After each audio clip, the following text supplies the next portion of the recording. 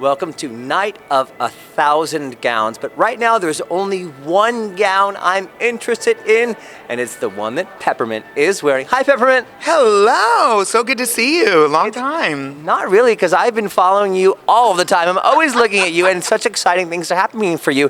But people, this is the first time I've seen Peppermint at Night of 1,000 Gowns. How did that happen as a New Yorker that this is your first time?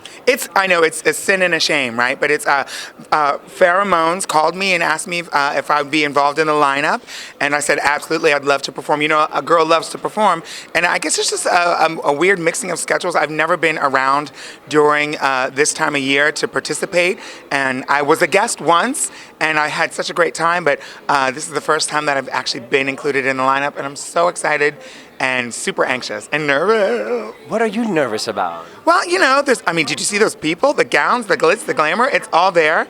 And it's a room full of queens. These girls and guys know exactly what they're doing. So I'm a little nervous. I want to impress them. So we'll see. I've got a question. I'm taller than Peppermint in real life. What's going on? I've got some huge ruby slippers on. That's right. And, you have to go head to toe, look, when you're doing Night of 1,000 Gowns, Did you see this bling that was up on the stage? So I had to do my best to pull a few rubies together. And I'm also wearing some fabulous jewelry here by Miss Pheromones. This is her Mones Couture collection. These rubies and this beautiful necklace and earrings. So I feel so beautiful, and I'm really excited about my performance, and I'm really happy about the beneficiary, Transgender Legal Defense Fund. They actually helped me change my name legally, so I'm just really excited to be here. It's a very full circle moment for me. Can we talk about that name change? Because I want to know, does it legally say Peppermint Gummy Bear? Something like that. Can we talk about the importance of changing your name? What was that process like? Because I know there are people out there who want to do that, and I don't want this to just be about fluff, because so many people look up to you because you are an icon for our community, and the community doesn't even know how brilliant you are. But what's involved with changing your name? Well, with the help, basically usually, at least in New York and probably many other states, what's involved in changing your name is essentially petitioning the court, going before a judge and basically saying the reason why you want to have your name changed. But the process leading up to that, of course, is a lot of paperwork, and usually it's done with the help, hopefully with the help of an attorney. It's I think a lot easier with the help of an attorney, and most things aren't, but this definitely is. And you have to kind of, it feels like doing your taxes a bit, That's kind of like the process. It's a lot of paperwork. It's a lot of thinking about things and organizing what you have and kind of going back into your own history and pulling everything together. It is daunting, and it seems like it's something that can be very cumbersome and something that you may not know how to do on your own, but with help of services that are similar to Transgender Legal Defense Fund, it was a breeze for me. I was prepared for it to be something that was so discouraging that I didn't want to do it, and it was the opposite. It was very easy for me, and I'm very happy that I did it. Now my identification and my documents, my birth certificate, everything lines up exactly as it should, and that's with their help. Beautiful. I would like to ask, because I think that all of us who know you are inspired by you. Your energy is just warm, even if it's hot out. I feel a little warm when I hang out next to her. It's not hot out right now. But my question really is, what is Imperial about Peppermint? Like the really thing that you love about yourself that said, I can do this, I can change my name, I'm worth going against the world because I believe in me. Your Imperial self. I think there's a lot of things that don't make the cut.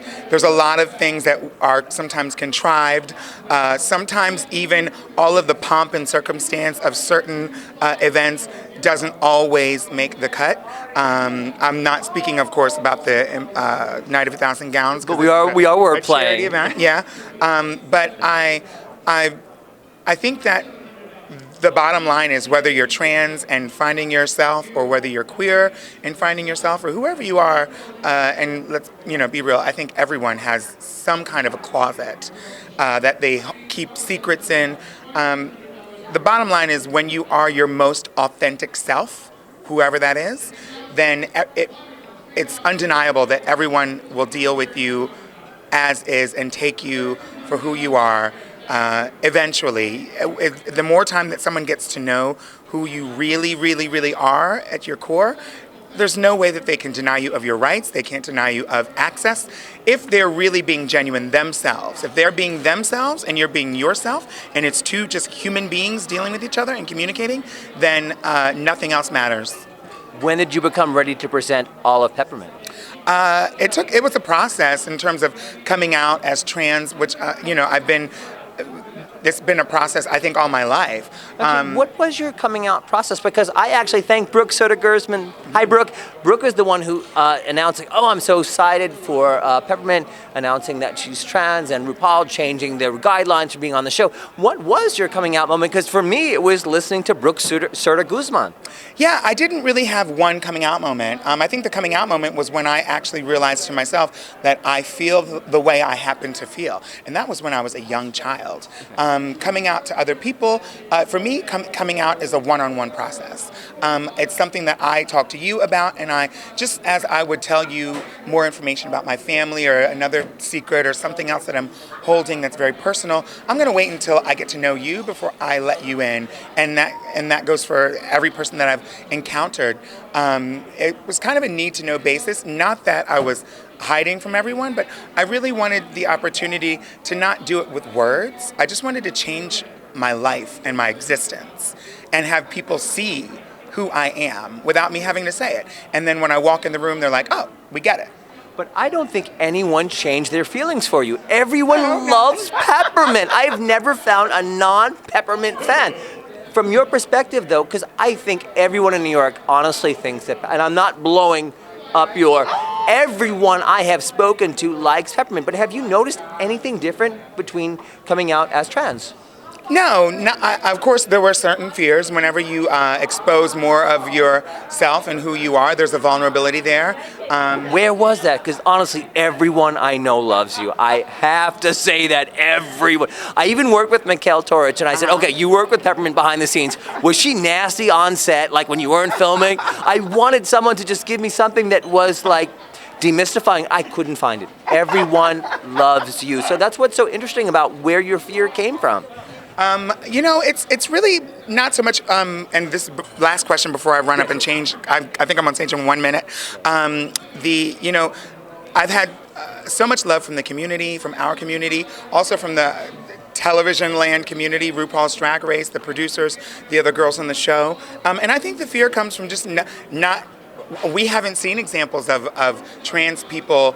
Every single time we hear about a trans person stepping into a certain space, a certain room, doing a certain activity, these days, it's usually for the first time.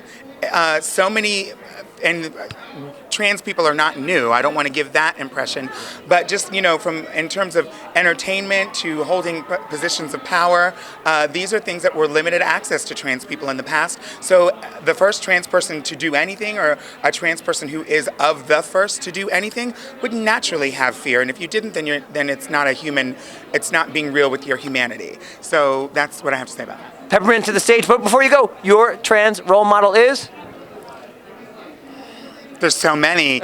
I love that you can't answer that because there's so many. Can we narrow it down to just maybe 5?